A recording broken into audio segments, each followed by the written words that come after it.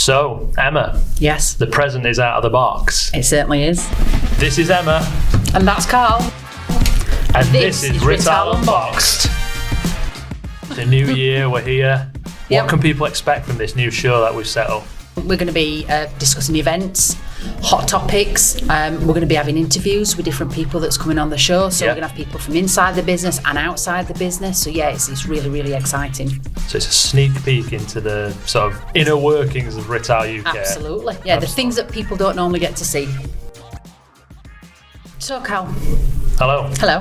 First episode. First episode nerves. It is a bit nervous, actually. Yeah, it's different, isn't it? All quite new. It's all a little bit different, but yeah, it's exciting. Absolutely. Just to give our listeners and our watchers a little bit of insight. Yeah. So, how long have you been at Rittal?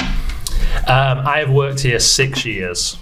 Okay. So, yeah. And in what role? I am the climate control product manager. So I look after anything related to that product group for the UK, really. Okay. And just basically my job is a bit mix and match. I speak with headquarters in Germany and my colleagues in the other countries in Europe to basically just promote sales of those products and support our customers in, keeping things cool and running smoothly, really. Cool. Excellent. Keeping things cool, yeah, absolutely. Part of the fun. I had to stop saying it. I say it all the time. Yeah, it's. And so what's your background though? In terms of, is it mechanical, electrical, engineering? Or? Yeah, it's an engineering background, mechanical. So in the past, I was like a design engineer, so I was working in 3D CAD modelling and things like that, doing design work. And then I heard of this guy, and I was like, oh, he's a product manager, and I didn't even know what that job was, let alone that it existed. I had a good chat with him, and I thought, it balances speaking with customers, working with product, working with the sales team and working with headquarters on like product development and things. And I thought, that sounds really interesting, finger in many pies. So I just thought a job came up, I applied for it and then never looked back really. But which company were you at before Rittal? Well, I've worked for Eaton in the past. Right. And then before that I was working in like the oil and gas sector. So you've got quite a nice sort of mixture of backgrounds. Yeah, all mechanical, but like you say, I've been on a lot of different sort of weird and wonderful, mucky, most of the time, sites and things like that. So yeah, none of that phases me, which is good. So Nothing wrong with it that. Helps, definitely. Excellent. But what about you? You're a bit more of a long time served Rittal lady, aren't you? That makes me feel really, really old. I've been at Rittal for 15 years. Yeah. It's really bizarre actually, because even though I've been here 15 years, I sometimes still feel like the new girl. I don't know why, but I do. Multitude of different roles at Rittal, which has given me a really nice, broad perspective of the business. I've been working in so many different roles. So I've been in internal sales, I've worked in external sales. So I was an area sales manager at Rittal for nearly 10 years. Yeah. And then, again, like you, moved into the product manager role for enclosures in September 2019. Okay. A little bit difficult because we then hit COVID, obviously in March. So I did the first couple of years of the role from home. Yeah, so that was difficult trying to take on a new role when you're literally working from home. A lot of turbulence, a lot of customers saw a lot of issues during that time, didn't they? Absolutely. So we were trying to launch new products. Obviously, then we, supply chain and that type of thing. So trying to manage all that was not necessarily difficult because as a business we handled it really, really well. But it was different. But I think like you with the product manager role, one thing I love is it's the variety. Yeah. One day, we both have the same involvement really, but one day we're talking to customers, another day we're out supporting the sales team, another day we're training and presenting, then on days we're doing things such as this. So it's a massive one extreme to the other of different types of things that we get involved in. So I love the product manager role as product manager for enclosures. Looking forward to what the future holds. It's been exciting. It's been a good 4 years, a good 15 years at Rittal, and many more to come hopefully. Long may it continue, yeah. Fingers crossed. Absolutely. So what fine mess have you got us into? Well, in my wisdom, I wanted a fitness goal, and I thought, I need something to aim for, otherwise I'm just not going to stick to a plan. So I've decided to sign up for the Sheffield Half Marathon.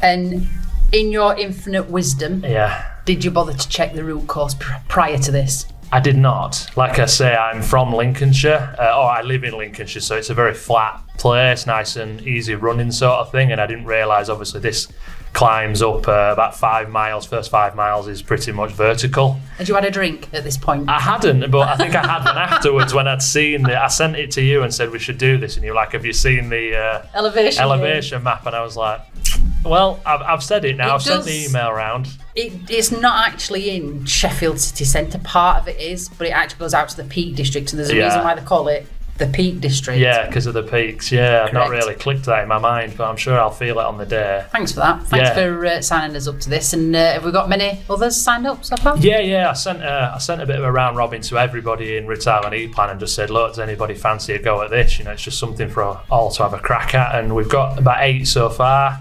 Maybe get some more if I can cajole a few people, get them involved as well. Don't show them the elevation game. No, I didn't even mention that on the email, to be fair. So they'll get caught in the trap as well. But gets us fit. As long as we complete it, that's all that matters really. Going to raise money for charity as well. We're all going to pick a charity as a group and something maybe local to most people who are local to Sheffield and that. So. Yeah, win-win really. Well, if any of our lovely listeners want to sponsor us, that would be fantastic. We do have an email address. It's unboxed@rittal.co.uk. So Absolutely. If you've got any, I don't know, to be honest, if people want to put suggestions in, if we have to run in fancy dress or, like I said, they want to send in any donations, that would be greatly appreciated, but we'll let people know near the time, I suppose, in terms of we can put on socials the sort of sponsorship form the charity we've chosen sort of thing. We'll set that up and you'll see it out and about because I'll milk it for all it's worth if I manage to complete it. Definitely, I'll be chuffed with myself. Well, thanks for signing us up. No worries, we'll get stuck in. So, first episode, we're doing a big bumper surprise. So we've got 2 special guests. So Emma, who have we got coming up? So first of all, we've got Dave Ruffles. So David Ruffles, he's recently moved from one of the area sales manager roles into the vertical market sector for food and beverage. So we thought that'd be quite interesting to get his take on that sector. Yep. And then after him, we've got Steve Mitchell, who's our customer services manager. So we're getting a bit of insight from external sales roles and some of our internal sales roles. So I think it'd be quite interesting, a bit of a different conversation with them both. Definitely. Right, let's get straight into it. Okay.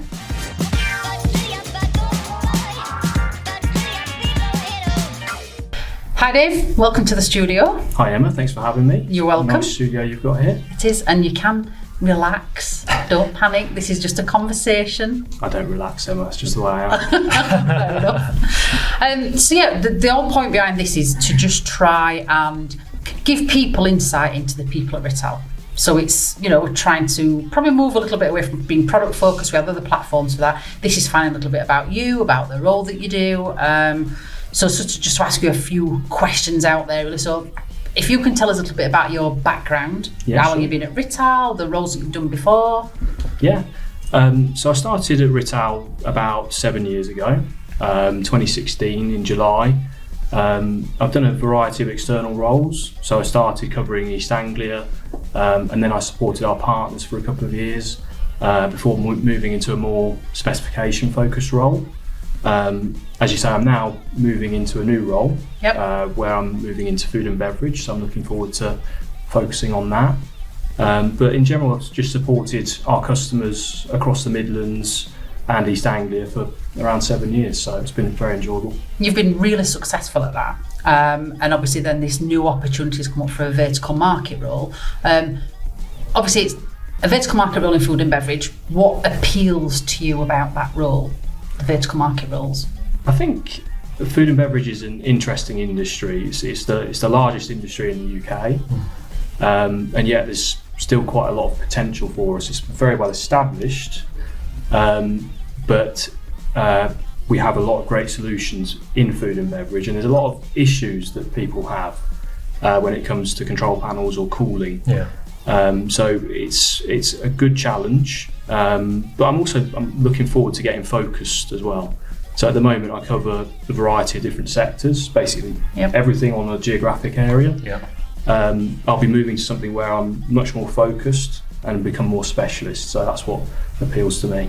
I think as well, food and beverage, it's a wise decision, isn't it? I think to move from a geographical role to looking at the whole country, because a lot of these food and beverage companies are multi-site and they're spread far and wide across the country. So, you're not limited by borders now. You can go out and hit somebody who has 4 or 5 sites spread by hundreds of miles and make more of a difference there by talking about specification, things like that. Yeah, definitely. I think, projects, rarely are they constrained by geographic boundaries that we create, internally.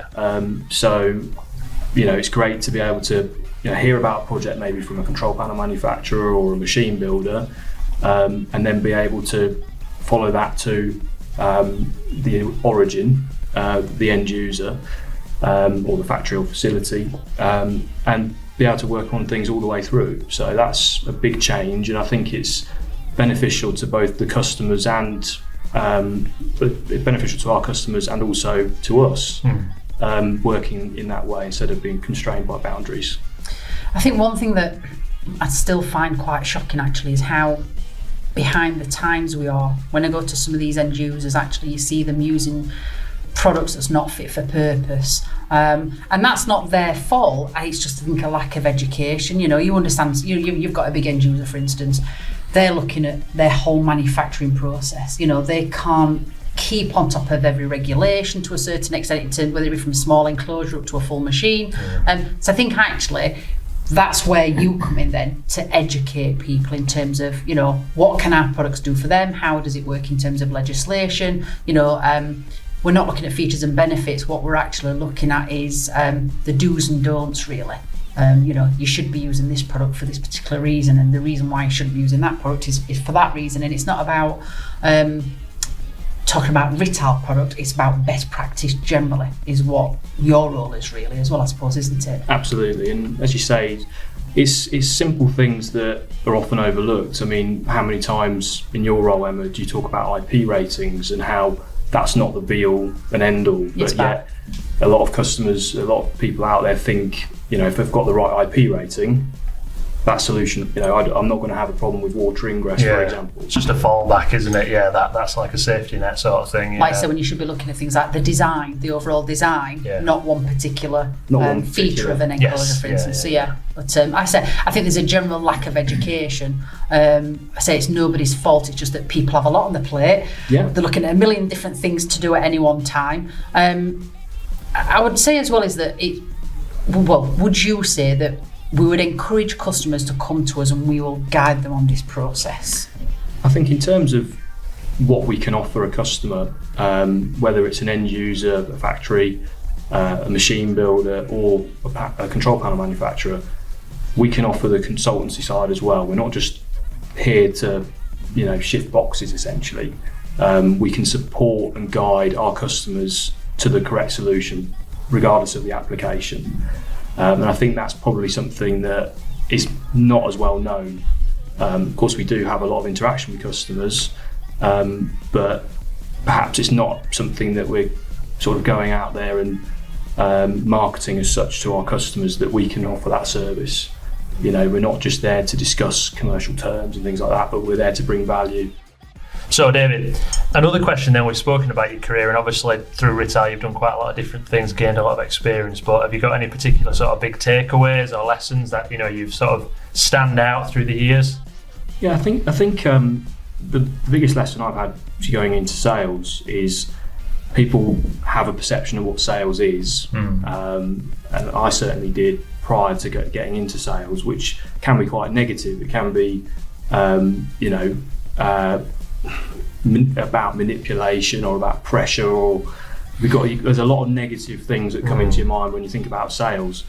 For me, getting into sales and like working for a company like Rittal, I think it's nothing further from that. It's about building relationships and adding value to customers that can really benefit from those solutions. And I know that sounds a bit cliche, but it's genuinely the truth. We're there to give, as you said earlier, Emma, we may even give you advice as to another manufacturer you could use to solve your problem.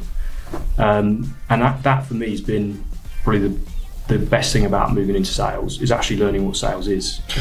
I think that element That's a good point. You've got to think about, it's trust.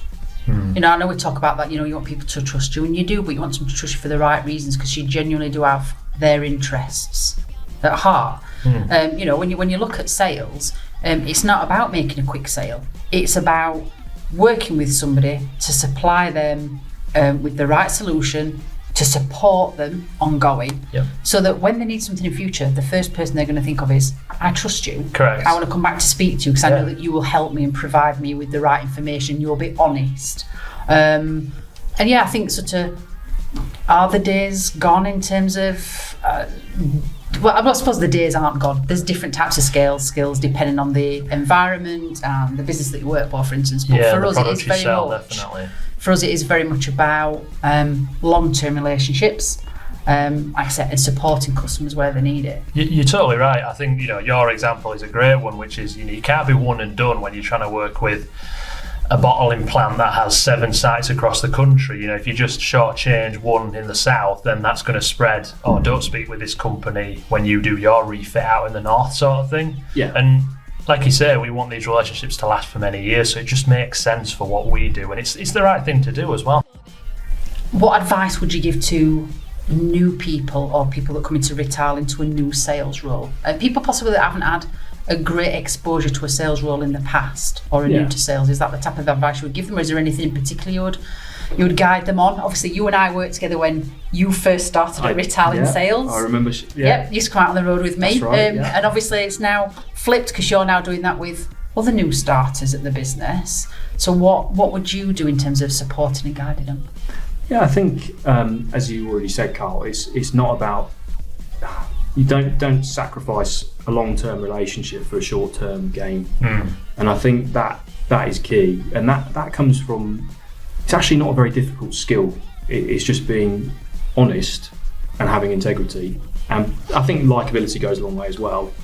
But if you've got those two, you know, integrity and honesty, you're going to go a long way. I think you're absolutely right. The integrity part, you know, you're still doing the right thing even when nobody's watching. Absolutely. That if you stick by those rules, like saying in sales, I think that's probably a great skill, a great tool to give people that have integrity. Totally. We're still doing the right thing as well, even though it might shortchange us in the current sale. You know, there's many times I've done projects with yourself and others where it's like, they want to use this solution which is more expensive, thus we would make more money, but we go, well, actually you could use this, it's going to cost you a lot less, but, you know, give you the result you need.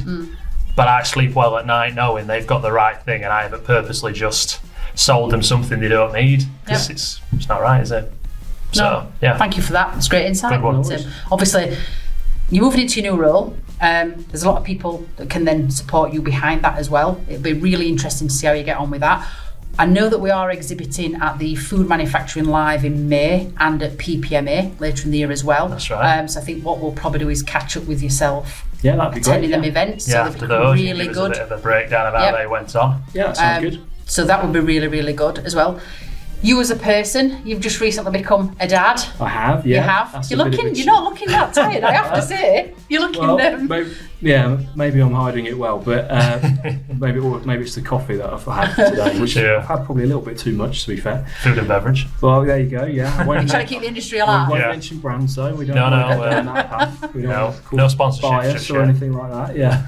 But father's treating you well. Yes, it is. Yeah, it's been. Actually, no, Emma. It's a very different life.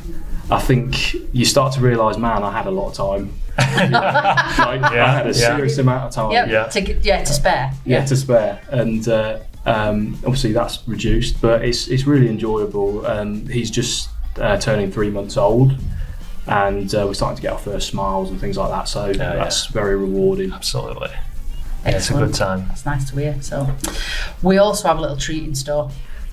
So there are some random questions. One thing I would encourage as well, if anybody does have any questions on the show or any questions they'd like to give to David, you can email us at unboxed@rittal.co.uk. So if you want to send in questions for David, which we can ask him, at any point and bring them on the show again, fantastic. If you want to call on David's services, I would say as well. Yeah, absolutely. If you need his help or support with anything. Yep, again, let us know, unboxed@rittal.co.uk. I'm going to pass you this jar.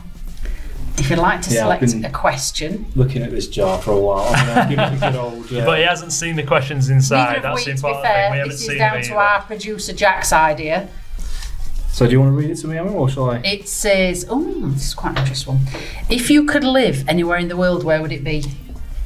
That's question. an interesting question. Have you actually moved out of East Anglia at any point, other than to come to the office? Well, technically I live in Northamptonshire now, although just inside Northamptonshire, so don't think that counts as East Anglia anymore. But for a long time I thought about the US, but I think the US is a great place to visit, but I don't know if it's somewhere that I'd live. But I think somewhere like Canada, somewhere where it's a large country, I like mountains and things like that as well. Yeah. Somewhere like that, that would be That'd great, be a good choice, wouldn't it? Yeah, the Rockies, Beautiful, that type of thing, yeah. Yeah, that would be a good one. Okay, yeah, good answer. Thanks for being on the show. So, Steve, second guest of the episode. I guess first off, give us a quick rundown. How long have you worked for Rittal? Yeah, so I joined Rittal in September 2007, so 16 years ago.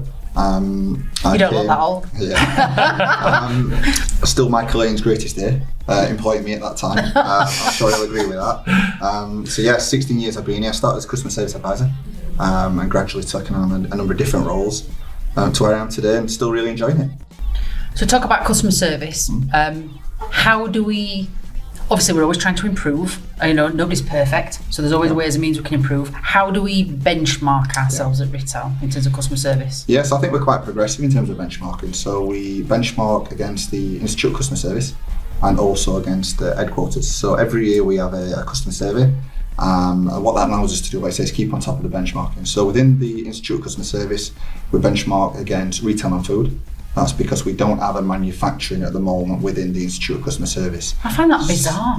Yeah, that's not. They're trying to build up their sort of profile within the area, but it's really difficult for us because we'd like to benchmark against competition or slightly different organisations. But we go retail and food because it's the highest scoring market. Right. So it'd be quite easy for us to go against utilities because none of us like paying us electric bills and we're all disgruntled. So we're benchmarking ourselves against the highest performing one. Okay. Yes, which typically, maybe not good timing, but it's people like your John Lewis, your Amazons, people like that. Okay. So we go against that because what we like to do is understand what are the emerging challenges that are facing the market, how can we keep on top of that, but as well from our point of view in terms of the UK, how easy and how upset and disgruntled do we get by customer experience.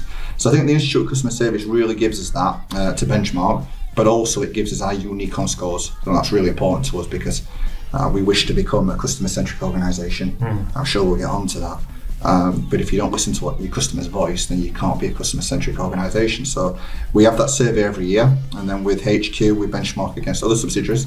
Again, that's really important for us because we need to make sure that if somebody's got best practice, for instance, in a different country, we can take that, or maybe we can share our best practice with somebody. So what we have to acknowledge though with the benchmarking against subsidiaries is that different subsidiaries have different feelings toward net promoter, customer effort. Yeah. So you have to acknowledge that unfortunately the UK is a difficult market to please.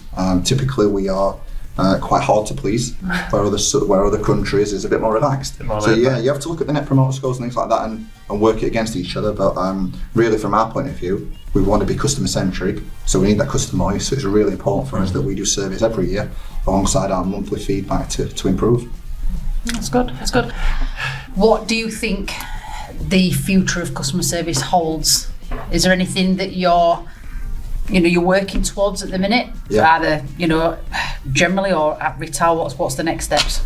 So again, it's, as much as we'll have a strategy plan, it's about listening to our customers, and I keep saying the same things. No, it's all good. But it's for us in terms of it's using that automation, but right. understanding what our customers really want. So we do have an online platform. What's quite evident to me is that people now want to do business when they want to do business. So typical hours of 9 till 5 no longer. We're all busy these days where we need to log on late at night or early in the morning, and we need some answers.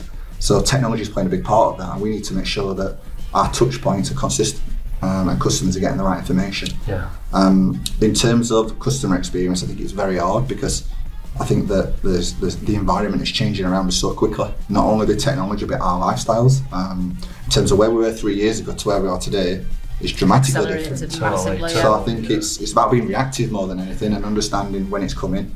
But throughout of those reactive periods and looking for that next game changer, that next differentiator, ensuring that we are consistent and more importantly, we do what we say we're going to do. But in overall, for customer experience for me is I think that we can predict where it wants to be. What's really important is that we don't brand it overall as customer experience. Your view of customer experience and your view could be very different. Yeah. You could like web chat, you want to speak to a person. We have to make sure that we review our touch points and we make sure that people on there are trained, they're consistent, the technology is good, and that we're giving consistent answers regardless of how you both want to deal with it. I think that's really important, rather than shoehorning you into, we've got a great technology platform, there you go. Because that's one size a fits great all, insight, because I say, as a person, as an individual, and how things have changed in the last few years, we want everything now. Yeah. We've all got used to this delivery conditioned to service, it, yeah. boom, straight away, we get it next day, and if we don't get it, or we don't get instant information on a website, it's like, it's taking too long. Totally. And everybody, like I said, we have this assumption that everybody wants this now, or everybody wants a certain service, and actually everybody is different. But that must be really hard, though, to provide customer service where everybody wants something different. Yeah, and we talk about personalisation. I know, obviously, Richard Martin, who was the customer experience director, it's one of his main themes that we talk about. And by personalisation, what we're not saying is that we can personalise for every single little customer. But what we can do is take those personalisation points to make your life easier in terms of what we can do. So yeah, it is really difficult. But I think for us, it's just about not only dealing with today, but looking 5 years down the line in terms of anticipating. But more importantly, again, I'll keep saying it, just listening to what our customers are saying and then try and influence that in terms of where we go. Yeah, I guess they're going to be the best steer, aren't they, of attitude and changes in temperature, because then their customers, if they have end customers, they're going to push changes down the road that we might not have anticipated. 100%, and again, obviously we just talked about our customer's customer again, and it's something that we talked about previously. It's that feedback that we really need, because how can we make our customers' life easier?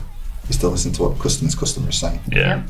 So again, I know that's been a strategy over the last 3 or 4 years of Rittal. I think we've made some really good strides. But again, you look at it on the sort of things we've got in and around the office in terms of on the walls and the customer centricity that we're trying to. It's a really frustrating one, because you feel as though you're nearly there. You feel you can touch it, and then something changes, and it will do, because the environment's changing, the customers are changing. So all we can continue to do is strive to be that. I guess it's never truly attainable, is it really? Because it's a moving target all the time, isn't it, really? I don't think you can actually hit it, because I think it forever changes. Yeah. I mean, I've been here 6 years, and I think even, like you said, this is the first company I've been to where it's that constant thing that you hear and has been beaten, but not in a negative way. Like, the drum is constantly beaten of that customer centricity and stuff. So I mean, how do you feel in your time? Obviously, you've seen rapid changes in the attitude and how we employ this. But what are the biggest steps, you think, the biggest steps we've made that have really taken things to the next level? I would say, without going, because I could probably talk 10-15 minutes about it, I would say, going back to the first thing, I think it was a very clear direction. And I think that credit to the team of directors at the time, it was very much, this is where we're going to go. And I think the initial response to that was that we got some scores that we weren't particularly happy with. But I remember at the time, and people who mentioned it to me, that sometimes the first natural reaction is, it's not right. Yeah. That's not us. They're wrong, sort of thing. And I remember at the time it was very much, no, actually this is right. And we need to start listening to our customers, and we need to do what we do. The product just doesn't sell itself. You want that experience. And I remember clearly at the time, in terms of where we were talking about where we wanted to go in terms of our customer-centric journey. And I remember the message was at the time, this is where we're going. We want you to come with us. We'll train you. We'll give you the skills you need. But in turn, we need your buy-in, we need your attitude. And this is where we want to go. And it gave you a chance at the time, do I want to be part of this or do I not? And I think with the customer-centric strategy, what I would say is, after working for a number of years, mainly Rittal and other companies, it's the only real strategy that I've known where absolutely everybody is involved. Because no matter where you look at it, the idea of customer centricity is not just to say we are customer centric, but it's to deliver that customer centric growth that as a company we need. And it feels as though our customers can help us get there, and in turn what we can give them is the products and the services they need to go and grow their business.